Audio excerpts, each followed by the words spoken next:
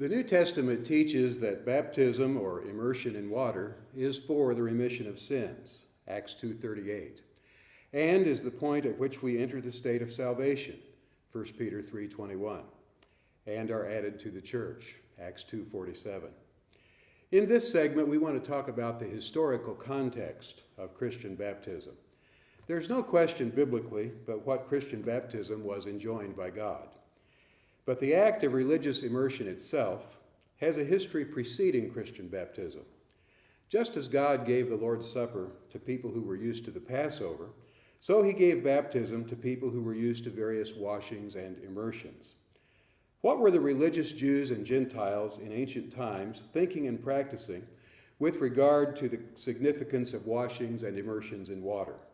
What was the background information relevant to Christian baptism? You may remember the myth of Achilles. Achilles was a hero of the Trojan War. In a late form of the myth, the goddess Thetis and her mortal son Achilles, we have an example of dipping for a special purpose. In order to make her son invulnerable, Thetis dipped him in the river Styx. Her holding him by his heel left that part of his body unprotected. The earliest allusion to this version of the story is found in the Latin poet Statius of the late 1st century A.D. Thetis says, "Bearing my son to dip again in the waters of Styx." The word dip is from the Latin word magere. Thetis says, "I armed you at birth with that stern Stygian river, and would it had been all of you." She wished that she had dipped him completely. She left on her son that vulnerable Achilles' heel that eventually became his undoing. The story illustrates the need in a pagan context for a complete immersion. Each of us today have Achilles' tendons, which remind us of that mythical story. Statius wrote that version of the story right at the time that the New Testament was being written, and he uses the usual Latin word magere for to plunge, to dip, to cover up, to overwhelm, to immerse. I find that interesting and significant and instructive. The use of water as a means of purification is and always has been widespread in religion. Sacred fountains and shrines had sources of water to be used for ceremonial cleansing. Herodotus says that the Egyptians considered the pig to be an unclean animal.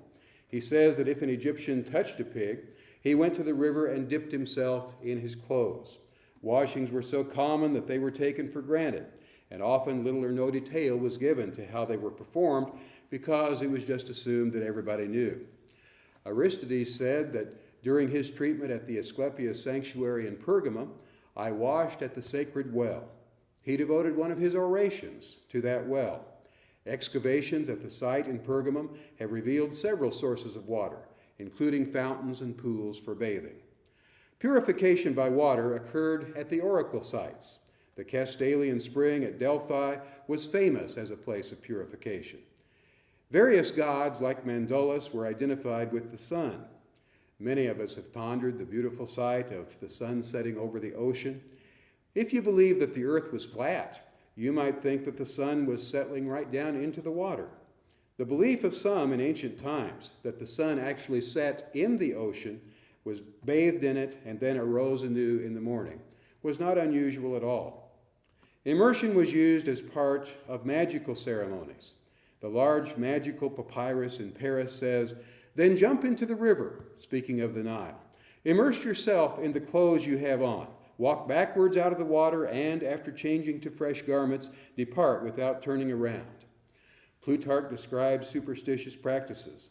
"Immerse yourself in the sea and sit down on the ground for a whole day." Those in the Greco-Roman world who wanted individual religious experiences not provided for those who partook of the official public religions had access to what were called the mystery religions. These were secret cults that had special initiations. The washings of water in the initiation to the mystery religions are especially interesting because some have associated these with the practice of Christian baptism. The purification by water was a preliminary preparation for the initiation and had the same purpose of ritual purification as in the other cults we have mentioned. there was a significant difference between the use of water for purification in the mysteries and the use of water for baptism in Christianity. The washing in the mysteries was a preliminary preparation for the initiation. In Christianity, baptism was the center of initiation into Christ and the church. The washings in the mysteries were not part of the secret rites. They were well known. For example, there were 3 levels of initiations into the Eleusinian mysteries. The lesser mysteries were performed in February or March on the banks of the Ilosus River right outside the walls of Athens. They included a sprinkling or bathing in the river. The ceremonies associated with the greater mysteries in September lasted for 10 days. On the 3rd day, the candidates went to the sea to be washed.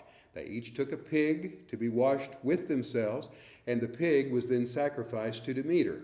The bathing in the sea and the sacrifice of the pig were preliminary purifications.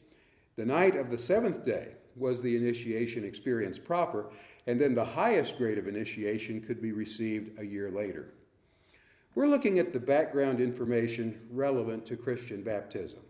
Having looked at the pagan background, let's turn to the Jewish background.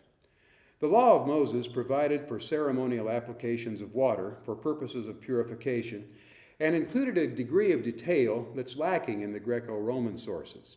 The practice applied to both human beings and inanimate objects under Judaism. Any article of wood or cloth or skin or sacking on which a dead, unclean animal fell was to be dipped in water. A man after a discharge of semen and a woman after her monthly period were to wash their clothes and bathe in water. A distinction was made in the vocabulary between dipping, pouring, and sprinkling. Leviticus 14, verses 15 and 16. The original Hebrew words for dipping, pouring, and sprinkling were as different from one another as the English words are, showing that God knows the difference. The requirements of the law provided the imagery and vocabulary for God's future purification of his people. Ezekiel quotes God, "I will sprinkle clean water upon you, and you shall be clean from all your uncleannesses, and from all your idols I will cleanse you.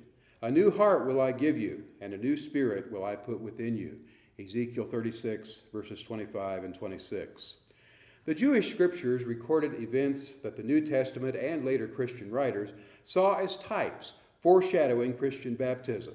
The flood of Noah and the crossing of the Red Sea were both so interpreted in the New Testament. The flood was viewed as a type of the baptism that saves us. 1 Peter chapter 3, verses 20 and 21. When Israel crossed the Red Sea, the walls of water on each side and the cloud overhead gave a picture of the baptism that brings deliverance. 1 Corinthians 10, verses 1 and 2.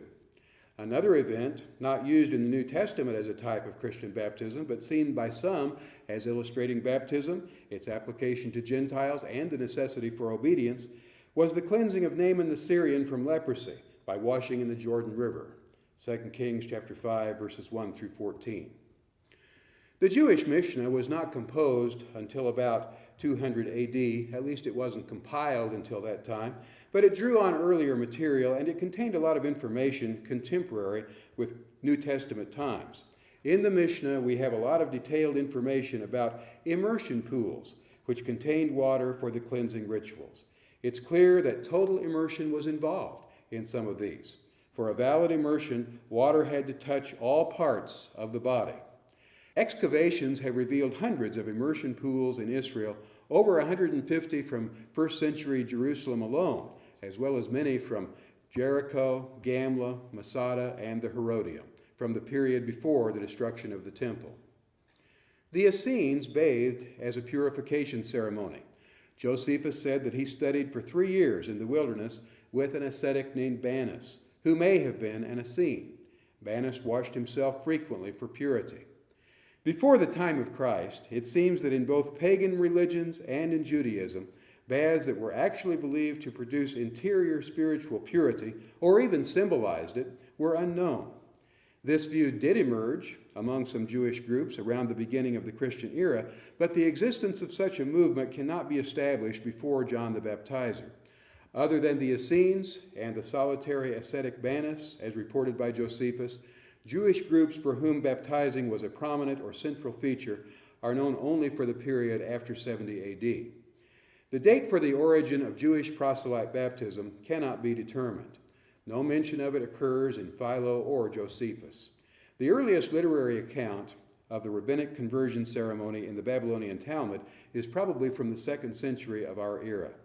The practice may have been earlier, but how early is an assumption, so far lacking in definite proof. Immersion in the ceremony of making a proselyte probably derives from the other ceremonial washings practiced by the Jews. But when this washing was formalized as a part of the process of becoming a proselyte cannot be determined, and the extension of its meaning beyond a ceremonial purification is apparently even a yet later development. So we have no definite evidence that the baptism of proselytes preceded Christian baptism. Eventually it did develop from a purifying rite to become a symbol of a new life. Beginning apparently as an act of cleansing, it became also an initiatory act. The Talmud gives the first explicit statements we have on what was involved in the change of state for a proselyte. The Talmud says a proselyte is like a child newly born. The Talmud says when a woman adopts the Jewish faith, she becomes a different person. Women were immersed but not circumcised. For men, both were required. 90 AD is the first indication of baptism as a conversion rite in Judaism. Acceptance of the commandments was the essence of conversion in Judaism. If a man accepted the commandments, obviously he had himself circumcised. When he healed, he proceeded to his immersion. He was in water high enough to cover his genitals while receiving instruction in the commandments, and then he was immersed. Proselyte baptism required 2 or 3 men as witnesses. Proselyte baptism involved a change of status or condition for the convert. This was due more to becoming a proselyte than to the bath itself. The rabbinic conversion ceremony lacked the features of an initiation ritual. Proselyte baptism, like the other washings in Judaism, was self-administered. What I'm saying is the baptism of proselytes, in spite of some superficial similarities, had basic differences from Christian baptism. Proselyte baptism required witnesses, but was self-administered. Baptism by John and the Christians had an administrator or immerser. In proselyte baptism, the candidate was freed from pagan impurity. In Christian baptism, one received pardon and regeneration. The heart of the rabbinic conversion ceremony was circumcision, not baptism. Baptism was the central act in Christian conversion. It was the only step in salvation which occurred at only one point in time. Proselyte baptism was for Gentiles. Christians baptized Jews as well as Gentiles. So even if the chronological difficulty could be overcome, these differences are significant enough to show that despite previous religious immersions, Christian baptism was and is unique.